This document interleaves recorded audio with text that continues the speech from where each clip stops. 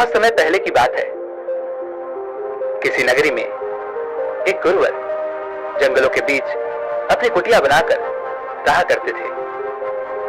आसपास बहुत ही अच्छा वातावरण था, शांत वातावरण था। वहां जो कोई भी जाता था वह अपना दुख भूल जाता था।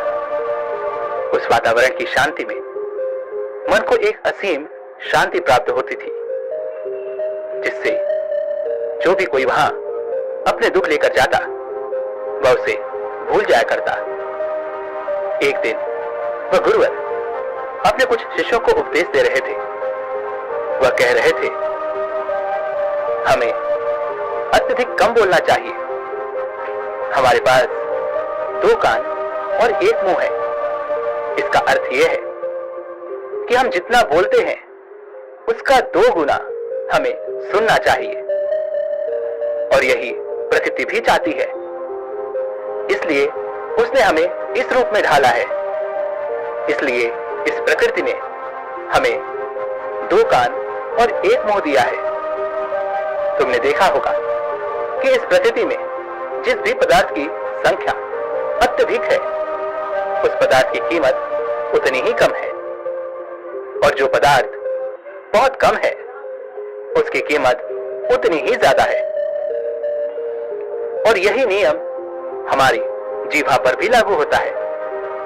हम जितना कम बोलेंगे, लोग हमारी बातों को उतना ही गहराई से समझेंगे, हमें उतनी ही गंभीरता से लेंगे।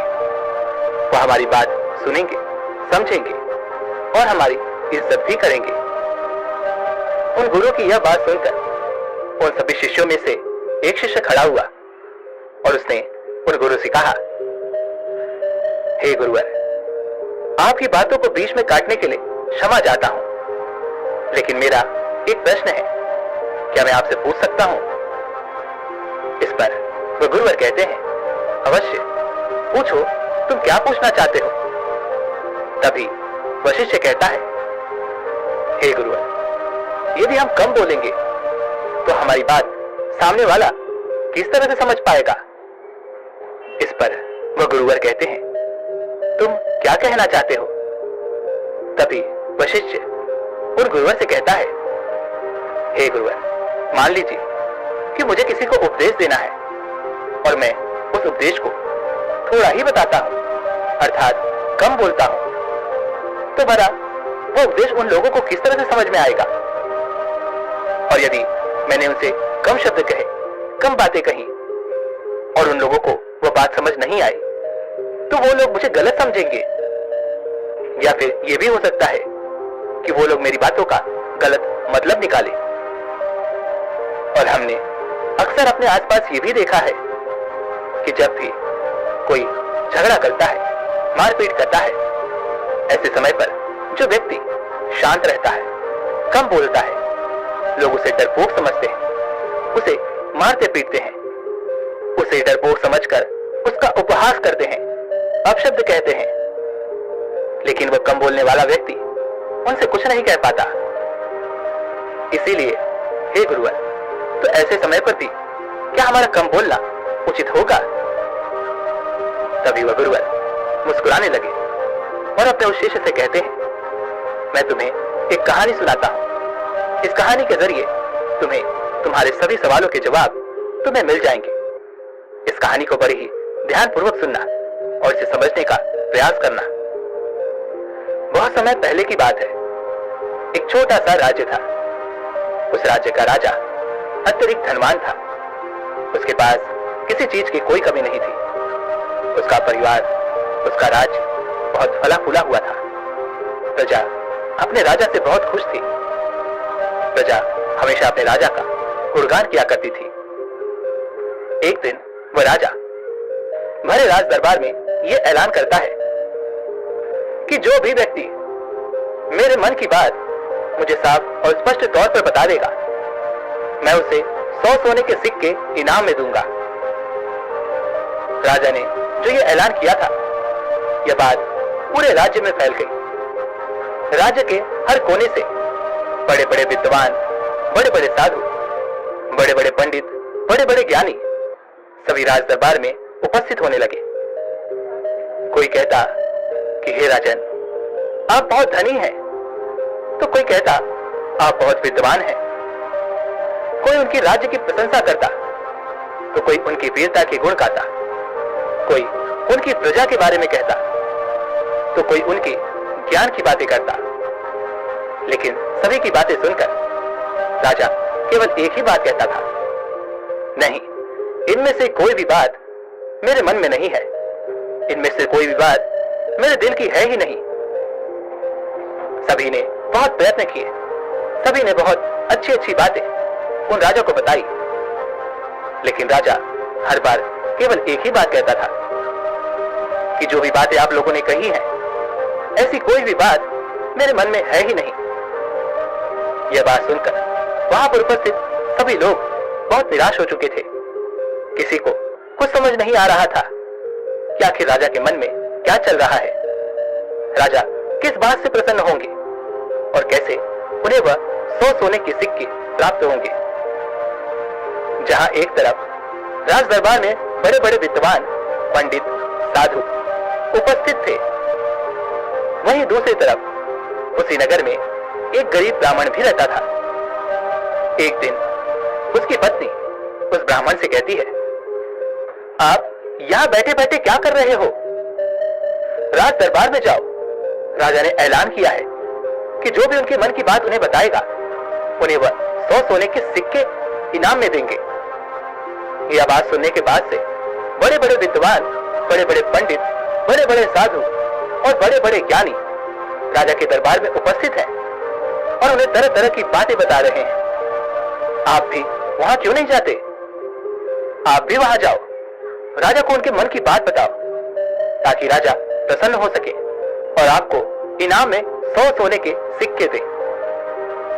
अपनी पत्नी की यह बात सुनकर वह ब्राह्मण कहता है, तुम मूर्ख हो क्या? वे लोग राजा के बड़े खास लोग हैं, वो बड़े विद्वान हैं, पंडित हैं, ज्ञानी हैं। उनके सामने भला मैं क्या हूं? वो काम बड़े बड़े पंडितों का है, बड़े बड़े साधुओं का है। जिसने भी इस दुनिया का बहुत सारा ज्ञान अर्जित किया होगा, ये उसी के बस की बात है, मेरे बस की नहीं। मैं भला राजा के मन की बात किस तरह समझ सकता हूं? हम गरीब हैं और हमें उस राज दरबार में जाने के लिए भी अनुमति चाहिए, और ऐसे में तुम मुझे उस राज दरबार में भेजना चाहती हो। यदि मैंने उनके मन की बात कह भी दी, तो वो भला हमें 100 सोने के मोहरे क्यों देंगे?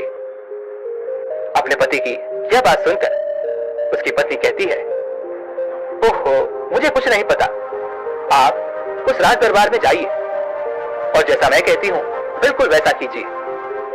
जब आप उस राज दरबार में जाएंगे और राजा जब आपकी तरफ देख रहे होंगे, तब आपको पूर्व दिशा की तरफ अपनी एक उंगली उठा देनी है। और मुझे पता है कि राजा बहुत समझदार है, वो आपकी बात जरूर समझ जाएगा और आपको 100 सोने के सिक्के इनाम में देगा। अपनी पत्नी की यह बात सुनकर वो ब्राह्मण जोर से हंस पड़ता है और कहता है, अरे तुम मूर्ख हो गई हो क्या? तुम्हें क्या लगता है कि पूर्व दिशा में मेरी एक उंगली उठाने से राजा मुझे 100 सोने के सिक्के दे देगा और वहां पर जो बड़े बड़े विद्वान, पंडित, साधु और ज्ञानी बैठे हुए हैं, वो लोग चुपचाप केवल नजारा देखते रहेंगे? क्या वह कुछ नहीं कहेंगे? इस पर उस ब्राह्मण की पत्नी कहती है, मैंने आपसे जितना कहा है आप बस उतना कीजिए और आप देखेंगे कि राजा आपको ही 100 सोने के सिक्के इनाम में देंगे। ब्राह्मण की पत्नी जैसे तैसे अपने पति को मना लेती है। अगले ही दिन वह ब्राह्मण राज दरबार में पहुंचता है। वह ब्राह्मण बहुत ही डरा सहमा हुआ था। इतने लोगों की भीड़ को देखकर वह बहुत डर रहा था, लेकिन वह अपनी पत्नी की बात मानकर उस राज दरबार में उपस्थित रहा, खड़ा रहा। जैसे ही राजा की नजर उस ब्राह्मण पर पड़ी, वह ब्राह्मण अपनी पत्नी की बात मानते हुए एक उंगली पूर्व दिशा की तरफ उठा देता है। यह देख राजा बहुत प्रसन्न होता है और राजा तुरंत ही उसे 100 सोने के सिक्के इनाम में देता है। यह सब देख वहां पर उपस्थित बड़े बड़े विद्वान, पंडित, साधु और ज्ञानी सभी लोग आश्चर्यचकित रह गए कि आखिर ऐसा इसने क्या कह दिया जो राजा को बहुत अच्छा लगा। हर कोई यह सोचकर हैरान था कि इस ब्राह्मण ने तो केवल एक उंगली ही उठाई थी और इसे 100 सोने के सिक्के मिल भी गए। यह सब देखकर वहां पर उपस्थित हर कोई अचरज में था और वह ब्राह्मण अपने 100 सोने के सिक्के लेकर अपने घर लौट गया और खुशी खुशी वो 100 सोने के सिक्के अपनी बीवी के हाथ में रख देता है और कहता है, राजा ने मुझे ये 100 सोने के सिक्के इनाम में दिए हैं और जैसा कि तुमने कहा था मैंने पूर्व दिशा की तरफ केवल एक उंगली ही उठाई थी, लेकिन मैं अब तक ये समझ नहीं पाया कि इसका अर्थ क्या हुआ। उस राजा को मेरी इस एक उंगली से क्या समझ में आया। उस ब्राह्मण की पत्नी उस ब्राह्मण से कहती है, ये सब जाने दो, आपको यह बात बताकर कोई मतलब नहीं, आप बैठ जाओ और कल फिर आपको उसी राज दरबार में फिर जाना है। यह सुन वो ब्राह्मण कहता है, कल फिर जाना है? नहीं नहीं, मैं नहीं जाऊंगा। वैसे भी आज सभी लोग मुझे घूर घूर कर देख रहे थे। ना बाबा ना, मैं नहीं जाऊंगा। लेकिन जैसे तैसे उसकी पत्नी उसे समझा लेती है। अगले दिन वह ब्राह्मण एक बार फिर तैयार होता है और अपनी पत्नी से पूछता है, अच्छा बताओ आज मुझे क्या करना है। तभी उस ब्राह्मण की पत्नी कहती है, आज आपको पश्चिम दिशा की तरफ अपनी एक उंगली उठानी है। वह अपनी पत्नी की बात मानकर फिर से एक बार राज दरबार पहुंच जाता है। जैसे ही राजा की नजर उस पर पहुंचती है, वो ब्राह्मण अपनी एक उंगली पश्चिम दिशा की ओर उठा देता है। यह देख राजा एक बार फिर प्रसन्न हो जाता है। वो राजा उन्हें 100 सोने के सिक्के फिर से इनाम में देता है। यह सब देखकर वहां पर उपस्थित हर कोई बड़ा हैरान था। हर कोई अचरज में था कि आखिर ये सब हो क्या रहा है। हम यहाँ पर अच्छी अच्छी बातें बता रहे हैं, राजा को तरह तरह का ज्ञान दे रहे हैं, लेकिन राजा उससे प्रसन्न नहीं हो रहे। और यह ब्राह्मण है कि केवल एक उंगली उठाता है और राजा उसकी बातों से खुश हो जाते हैं, उसे 100 सोने के सिक्के इनाम में दे देते हैं। और तो और ये कुछ बोलता भी नहीं, चुपचाप आता है, उंगली उठाता है, इनाम लेता है और चला जाता है। हर कोई केवल बस यही जानना चाहता था कि आखिर उस ब्राह्मण को ऐसा कौन सा ज्ञान है जो उनके पास नहीं। अगले दिन फिर से वो ब्राह्मण राज दरबार में आता है और अब की बार वो अपनी उंगली उत्तर दिशा की तरफ उठाता है और अब की बार भी राजा प्रसन्न होकर उसे 100 सोने के सिक्के इनाम में देते हैं। यह सब देख देखकर वहां पर उपस्थित हर बड़ा से बड़ा विद्वान थक चुका था। उन्हें कुछ भी समझ नहीं आ रहा था कि आखिर एक उंगली उठाने से राजा किस तरह से प्रसन्न हो जा रहे हैं। यह बात देखकर हर किसी ने यह तय किया कि अब यदि उंगली उठाने से ही उन्हें इनाम मिल सकता है तो वो राजा के सामने बड़ी बड़ी बातें क्यों करे, बड़ा बड़ा ज्ञान राजा को क्यों बताए। उससे अच्छा है कि वो सब मिलकर एक ही दिशा की तरफ उंगली उठाएंगे। सभी ने मिलकर यह तय कर लिया था। अगले दिन सुबह सुबह वह ब्राह्मण फिर से राज दरबार में आने के लिए तैयार हो रहा था और वह अपनी पत्नी से पूछता है, बताओ आज मुझे क्या करना होगा। इस पर उसकी पत्नी कहती है, आज आपको कुछ नहीं करना, आज आप घर पर ही बैठे। उस दिन सभी ब्राह्मण, सभी विद्वान, सभी साधु संत वहां पर उपस्थित थे। राजा के आते ही सब खड़े हुए। जैसे ही राजा की नजर उनसे मिली, सभी ने दक्षिण दिशा की तरफ अपनी उंगली उठा दी। यह देखकर राजा को बड़ा क्रोध आया। राजा ने गुस्से में सभी पंडितों को, सभी विद्वानों को कारावास में डलवा दिया। और यह देखकर वहां पर उपस्थित हर बड़ा से बड़ा विद्वान आश्चर्यचकित था। वो हैरान था कि आखिर हमने ऐसी क्या गलती कर दी। जब वो ब्राह्मण अलग अलग दिशाओं में अपनी उंगली उठाता है तो उसे 100 सोने के सिक्के इनाम में मिलते हैं, और आज जब हमने एक साथ एक ही दिशा की तरफ अपनी उंगली उठाई तो हमने क्या गलत कर दिया। भला राजा क्या समझ रहा है? ऐसा कौन सा ज्ञान है, ऐसा कौन सा राज है जो हम नहीं जानते, जिसके बारे में हम में से किसी को कुछ नहीं पता। ये उंगली करने वाला कौन सा नया ज्ञान है जो हमने आज तक नहीं सीखा, जिसके बारे में हम में से किसी को आज तक कुछ नहीं पता? जब उन विद्वानों की पत्नियों को यह पता चला कि राजा ने उन्हें कारावास में डाल दिया है, तब उनकी पत्नियां राजा के पास विनती करने आई कि वे उन्हें छोड़ दें, उनसे गलती हो गई। लेकिन राजा ने किसी की एक न सुनी। और जब उन सभी को यह लगने लगा कि राजा उनके पतियों को नहीं छोड़ने वाले, तो वे सभी उसी ब्राह्मण के पास पहुंचे और वहां जाकर वो उनसे विनती करने लगे कि वे उनके पतियों की मदद करें, उन्हें कारावास से बाहर निकालें। राजा ने उन्हें कारावास में डाल दिया है और हमने उनसे कई बार विनती की, आग्रह किया कि वो उन्हें छोड़ दें, उनसे गलती हो गई, लेकिन राजा ने एक न सुनी। इसलिए हम सभी आपके पास आए हैं, कृपया हमारी मदद करें। उस ब्राह्मण और उसकी पत्नी ने सारी बातें ध्यानपूर्वक सुनी। उसके बाद उस गरीब ब्राह्मण की पत्नी राज दरबार जाती है और जैसे ही राज दरबार में राजा की नजर उस गरीब ब्राह्मण की पत्नी पर पड़ती है, तो राजा अपनी 2 उंगलियां खड़ा करता है और तभी वो ब्राह्मण की पत्नी अपने पैर पर ताली मारती है। यह देखकर राजा तुरंत ही अपने अधिकारियों को आदेश देता है कि जाओ उन सभी को कारावास से बाहर निकालो। यह सब देखकर वहां पर जो उपस्थित पंडित थे, उनकी हैरानी का कोई ठिकाना नहीं रह गया था। उन्हें यह समझ ही नहीं आ रहा था कि आखिर ये कौन सी विद्या है, ये कौन सा ज्ञान है।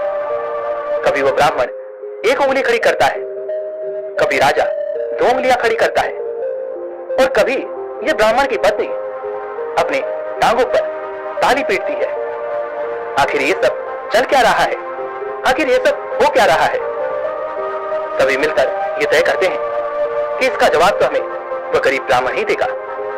इसलिए सभी मिलकर उस गरीब ब्राह्मण के घर पहुंचते हैं और उन सभी पंडितों में से एक पंडित उन गरीब ब्राह्मण से कहता है, आप ही हमें बताइए, ये कौन सी विद्या है जो हम नहीं जानते?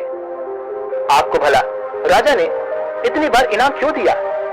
और जब हमने आपकी तरह एक दिशा में उंगली उठाई तो हमें कारावास में डाल दिया। और जब हमारी पत्नियां हमें छुड़ाने आई, उन्होंने राजा से विनती की, राजा से आग्रह किया कि वो हमें छोड़ दें, लेकिन राजा ने उनकी एक न सुनी। और जब आपकी पत्नी उसी राज दरबार में आती है, तो उनके केवल एक आदेश पर, उनके केवल एक इशारे पर राजा हमें कारावास से छोड़ देता है। आखिर ये सब हो क्या रहा है? आखिर आपने ये सब कैसे किया? क्या आप हमें भी ये ज्ञान दे सकते हैं? क्या आप हमें भी ये विद्या सिखा सकते हैं? उन सभी की यह बात सुनकर तो ब्राह्मण उन सभी से कहता है, इसमें मैंने कुछ नहीं किया है, यह सब तो मेरी पत्नी का किया धरा है।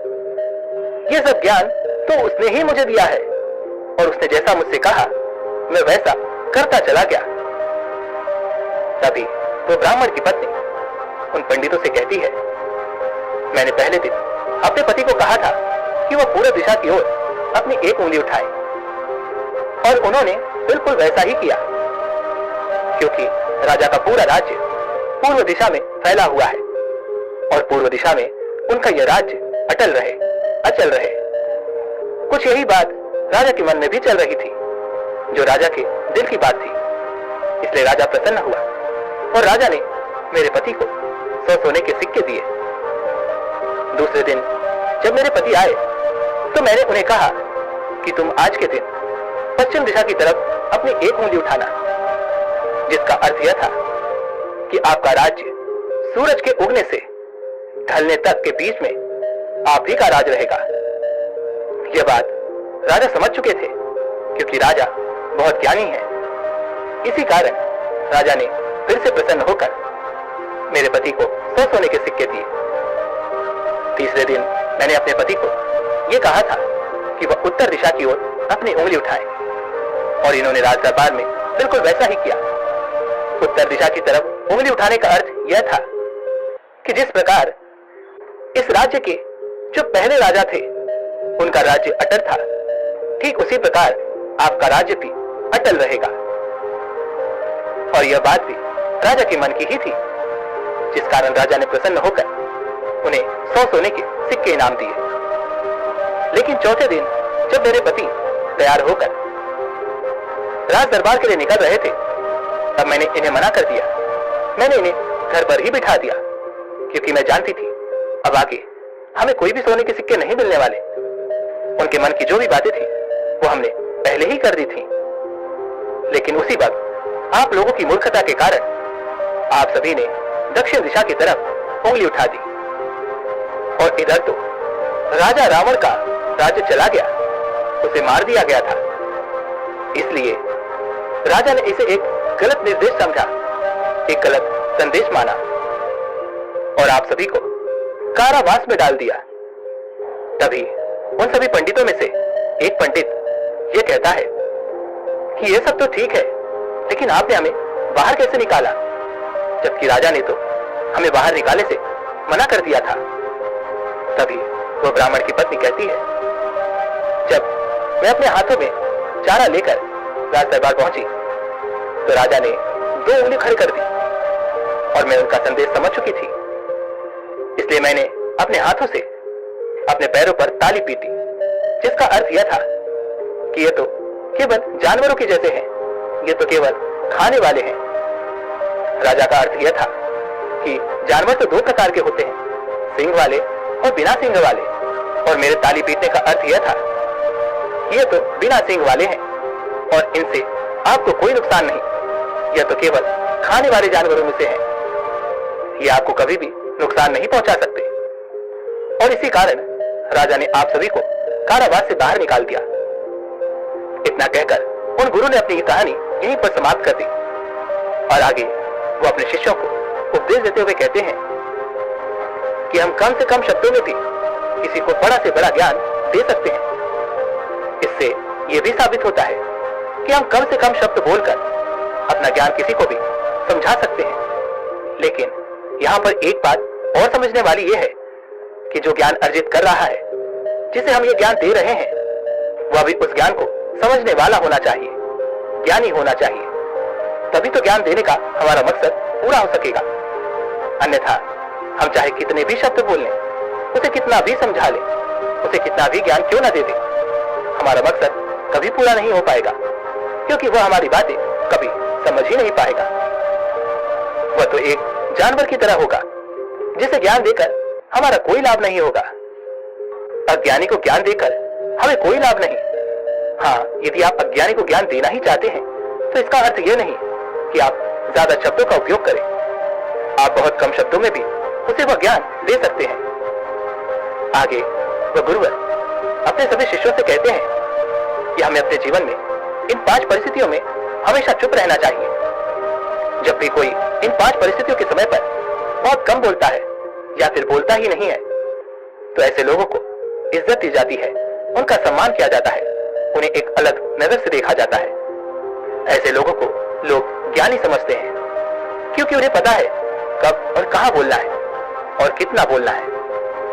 सबसे पहली बात बताते हुए तो गुरुवर कहते हैं कि जब कोई व्यक्ति तुम्हारी भावनाओं को, तुम्हारे शब्दों को नहीं समझ पा रहा, ऐसी परिस्थिति में इंसान का चुप रहना ही उचित है। क्योंकि हमें से अधिकांश लोग बेवजह ही अपने दुख, अपनी पीड़ाएं, अपनी तकलीफें लोगों के साथ साझा करने की आदत होती है। लेकिन वो ये नहीं जानते कि जिन्हें वो अपनी तकलीफें साझा कर रहे हैं, उन्हें आपकी तकलीफों से कोई मतलब नहीं।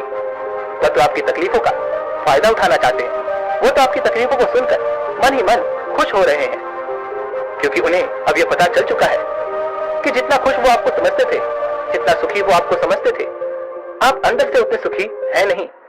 आपका सुख चैन लूट चुका है, और यह जानकर उन्हें बहुत प्रसन्नता होती है, वो बहुत खुश होते हैं, और ऐसे समय पर वो आपका साथ भी छोड़ देते हैं, क्योंकि कोई भी एक दुखी व्यक्ति के साथ रहना पसंद नहीं करता। इसलिए जब भी ऐसी कोई परिस्थिति आए जब आपको लगे कि मुझे अपनी भावनाओं को, अपने शब्दों को किसी के साथ साझा करना चाहिए, तो ऐसे समय पर आप अपने कुछ करीबी खास परिवार के सदस्यों या फिर कुछ ऐसे खास मित्रों से अपनी बात साझा कर सकते हैं जिन पर आपको पूरा यकीन हो। और अन्यथा यदि आप किसी और के साथ अपने मन की ये बातें साझा करेंगे तो वो लोग आपको बेवकूफ ही समझेंगे और ऐसे समय पर आप केवल मजाक के पात्र ही बनेंगे। दूसरी जगह जहां पर हमें चुप रहना चाहिए, जब हमें किसी विशेष मौके के बारे में अधूरी जानकारी हो, किसी विशेष घटना के बारे में जब हम नहीं जानते, जब हमें अधूरा ज्ञान हो, तो ऐसे मौके पर हमेशा चुप रहना चाहिए। हमें से अधिकांश लोगों को यह शौक होता है कि वो अपने ज्ञान का प्रदर्शन करें, लेकिन अधिकांश लोगों को आपने देखा होगा कि उन्हें उस विषय के बारे में अधूरा ज्ञान होता है, जिस कारण वो हर समय लोगों के बीच मजाक का पात्र बनते हैं, लोगों की खिल्ली उड़ाते हैं, उनका मजाक बनाते हैं। और ऐसे व्यक्तियों को लोग कभी गंभीरता से नहीं सुनते, उन्हें कभी गंभीरता से नहीं लेते। जो भी बातें हमने इधर उधर से सुनी है, जिनका हमें ज्ञान नहीं है, उन बातों को लेकर हमें कभी भी दूसरों को नहीं समझाना चाहिए, ना ही अपनी बातों को दूसरों से मनवाना चाहिए। आगे वह गुरुवर अपने शिष्यों को तीसरी बात बताते हुए कहते हैं, जब कोई इंसान किसी दूसरे व्यक्ति की बुराई कर रहा हो तो ऐसे समय पर तुम्हें चुप रहना चाहिए, क्योंकि ऐसा व्यक्ति कभी किसी का नहीं होता।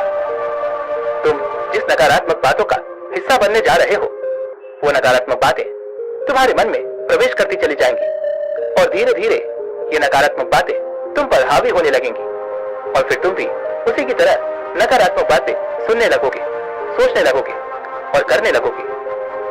इसलिए कभी भी इन चीजों का हिस्सा ना बने, क्योंकि जो व्यक्ति तुम्हारे सामने किसी तीसरे व्यक्ति की बुराई कर रहा है, ऐसा जरूरी नहीं कि वो तुम्हारी बुराई उस तीसरे व्यक्ति के सामने ना कर रहा हो। ऐसे व्यक्ति कभी किसी के नहीं होते, वो पीठ पीछे एक दूसरे की बुराई करते ही रहते हैं। इसलिए जब भी कोई व्यक्ति तुम्हारे सामने किसी तीसरे व्यक्ति की बुराई कर रहा हो, तो तुम्हें उसकी बातें केवल ध्यानपूर्वक सुननी है, लेकिन उस पर कोई भी प्रतिक्रिया नहीं देनी। आगे वह गुरुवर अपने शिष्यों को अगली बात बताते हुए कहते हैं, जब कोई व्यक्ति तुम पर गुस्सा कर रहा हो, तुम पर चिल्ला रहा हो, तुम्हारा अपमान कर रहा हो, तुम्हें अपशब्द कह रहा हो, ऐसे वक्त पर तुम्हें शांत रहना चाहिए, चुप रहना चाहिए, क्योंकि तुम्हारे मौन से बड़ा और कोई हथियार नहीं। तुम चुप रहकर उसके सभी सवालों का जवाब उसे दे सकते हो और तो तुम चुप रहकर उसके गुस्से को शांत करने में उसकी मदद भी कर सकते हो। और ऐसा करने से तुम इस परिस्थिति को और बिगड़ने से बचा सकते हो। और देखना, जब वो गुस्सा करने वाला व्यक्ति शांत होगा, जब उसका गुस्सा शांत हो जाएगा, तो उसे अपनी गलती का एहसास भी होगा और वह तुमसे माफी भी मांगेगा। इसलिए तुम्हें ऐसी जगहों पर चुप रहना चाहिए, किंतु तुम्हें हर जगह पर चुप भी नहीं रहना चाहिए। जब तुम्हें लगे कि कोई व्यक्ति गलत कर रहा हो, तो उसका विरोध करो, शांत मत रहो, क्योंकि यदि तुम ऐसी परिस्थिति में चुप रहोगे तो वह तुम्हें कमजोर समझेगा, तुम्हें डरपोक समझेगा और तुम्हारे इस कमजोरी का फायदा भी उठाएगा। गुस्से का ये जो तरीका है, ये केवल अपनों के साथ ही अच्छा है, जैसे तुम्हारा परिवार, सगे संबंधी, तुम्हारे खास मित्र। लेकिन हर इंसान के सामने तुम्हें ऐसे नहीं रहना। यदि तुम्हारे साथ कोई गलत कर रहा हो, तो इसका जवाब तुम्हें उसे अवश्य देना चाहिए। आगे तो गुरुवर अपने शिष्यों को पांचवी बात बताते हुए कहते हैं कि जब कोई व्यक्ति अपने मन की बात, कोई घटना या कोई दुख भरी बातें तुम्हारे साथ साझा कर रहा हो, तो ऐसी स्थिति में हमें चुप रहकर ध्यानपूर्वक उसकी सारी बातें सुननी चाहिए। आपने तो देखा ही होगा, जब हम अपनी परेशानी किसी के साथ साझा कर रहे होते हैं, उसी वक्त हमारा कोई ऐसा मित्र या फिर कोई ऐसा सगा संबंधी अवश्य होता है जो हमारी बात पूरी करने से पहले ही हमें समाधान देना शुरू कर देता है। और जब कोई ऐसा करता है तो हमारे मन में क्रोध उत्पन्न होता है, हम उस व्यक्ति से बात तक करना पसंद नहीं करते। जबकि ऐसी परिस्थिति में हमें शांत रहना चाहिए, क्योंकि सामने वाला हमसे यही उम्मीद करता है। हम शांत रहकर उसकी सारी बातें ध्यानपूर्वक सुने, जिससे जब वो अपनी बात पूरी करे तो उसे शांति का अनुभव हो। और जब हम ऐसा करते हैं तो उसके मन में हमारे लिए और भी इज्जत बढ़ जाती है। वो ये जान पाता है कि कोई तो है जो हमारी बातें सुनता है, हमें समझता है, जिससे वह तुम्हारी और भी इज्जत करता है, वो तुम्हारा और भी सम्मान करने लगता है। इसलिए ऐसी परिस्थितियों में हमें चुप रहना चाहिए। इतना कहकर वकुड़ुआ आगे कहते हैं कि इन 5 स्थितियों को हमेशा याद रखना, और यहाँ पर इंसान को हमेशा कम ही बोलना चाहिए, क्योंकि इंसान एक दुकान की तरह है और दुकान का ताला है हमारी जीभा। और जब इस ताले से हमारी दुकान खुलती है, अर्थात हमारे अंदर की बातें जब बाहर आती हैं, तभी पता चलता है कि इंसान अंदर से कोयले का है या फिर सोने का। इसलिए कम बोलें, लेकिन अपने शब्दों की कीमत बढ़ा दें, और यह तभी होगा जब आप हर परिस्थिति में सोच समझकर बोलेंगे, कम बोलेंगे और उचित बोलेंगे। दोस्तों, उम्मीद है कि आपने आज की इस वीडियो से जरूर कुछ न कुछ सीखा होगा। तो इस वीडियो को लाइक और अपने दोस्तों के साथ शेयर करना ना भूलें।